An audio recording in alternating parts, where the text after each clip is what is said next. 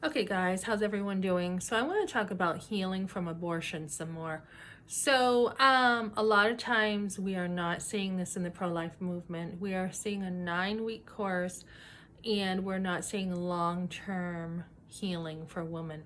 So, one of the worst things I ever had someone say to me, it was in a healing situation. It was in a class where I went to take a post-abortive healing, and one of the higher up people said to me, "You mean you're not over this? This happened how many years ago and you're still not over this?" And I was just thinking, should I be? Should I be? It's been stuffed down for about, oh, let me see, as my kids grew up, it was just stuffed. So over what, 25 years or something, it was stuffed. So when I finally did talk about it and society started to talk about it, that was a response I had. And I think the response was that way because people think, oh, 9-week class and you should be all set and you should be healed.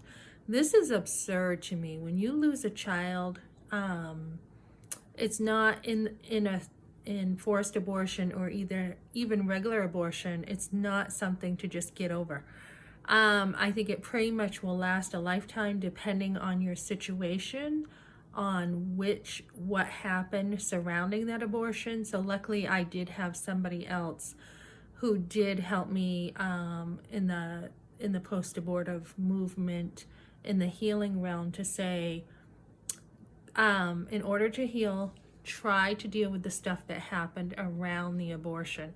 Try to deal with that first. And that was really helpful because that's kind of what you're dealing with, and that's kind of how it happened for me. Years ago, I took a class called Grace for the Wounded, and that was just dealing with like family stuff that had happened. Then, as I took 2 post-abortive classes, one of them was just hitting the surface. It was just, it was just the beginning of having language to talk about it. And then the second one was where I actually did grieve my baby. 8, 9, 20, yeah, like 5 years later was the second class.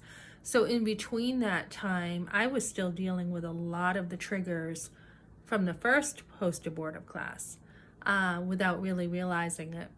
I think it's very easy to, when you have these triggers, to not even realize some things. Like I remembered like going to the store with my grandmother, and I'm not going to get into the details, but some thread was taken from the store and some other stuff. I remember that theft very, very vividly, and it was no big deal.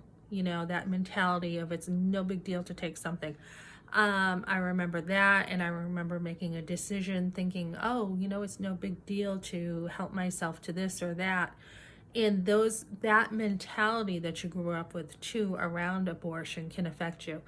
And so now what I'm dealing with, and I'm going to talk about this, is after I took my second post-abortive class and I got to grieve my baby, is I was watching not only am I dealing with post-abortive stuff still, the stress, I have a situation where there's a lady who is kind of micromanaging me, and she's not really allowing any communication.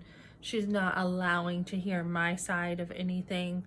She's just like, what's the word? Any mistake I make at work, and I have 2 jobs, but any mistake I make, she just like will blow it up from a mountain, like a molehill to a mountain. She will just be on me and just blow it up so it's huge, right? I talked about this on my podcast, and all she's doing is being critical and condemning, and we're not getting anywhere.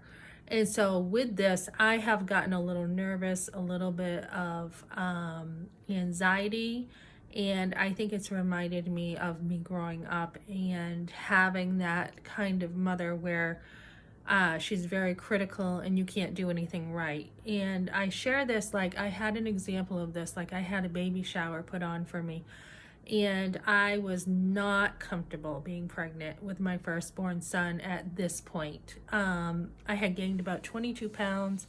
I had on a big turtleneck sweater, not sweater, but like a thick turtleneck on. It covered my stomach, it covered my neck, and I just didn't feel like wearing a bra because it was itchy, right?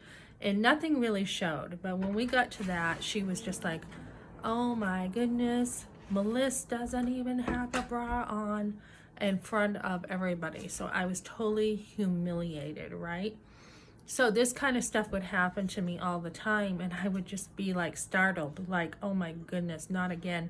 So this kind of stuff is happening to me at one of my jobs, where I just feel like any mistake is blown up, any anything at all. So I'm kind of dealing with that now. I talked about having a panic attack in the car. So anything where I was brought to a clinic, that person who brought me, I am now having, I had panic attacks with people who remind me of her, my mother who brought me to the abortion clinic, a doctor with gray hair. When I saw someone else with gray hair, it reminded me of the abortion. And so you just go through the ringer when you've had a forced abortion or sometimes a regular abortion. You go through it. So the only thing you can do is to identify it and heal. So the other thing that had happened is I saw this woman who had done a video about a miscarriage and the healthy grieving of their child. And so I went through this week, and I'm like, I didn't even get to hear, you're pregnant? Wonderful. Awesome. You guys are pregnant. How wonderful. What I heard was, don't tell me you're pregnant. And it was a problem, and the way it was presented was a major problem, and I was in huge trouble for this. Big trouble. And then it was presented as, we need to deal with this. And in her video, what they did was, she was very happy to be pregnant, and when she lost by miscarriage her baby, they were grieving the loss of their baby, right? Makes sense.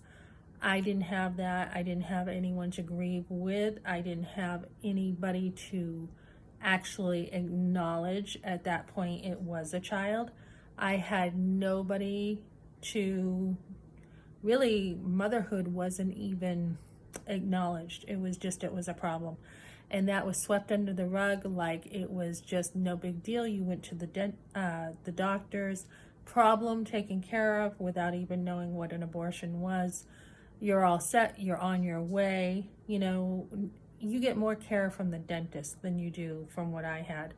And just move on and pretend. Not that anyone said pretend, it never happened, but it never got to the point of this was a child, so therefore it wasn't grieved.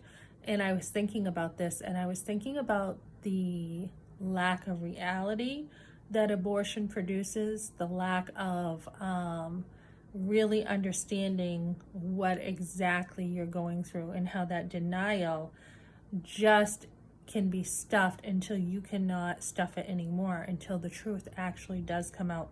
So I think miscarriages, we are not talking about. You're expected to just go on. When that was a child, you're expected to go on with abortion.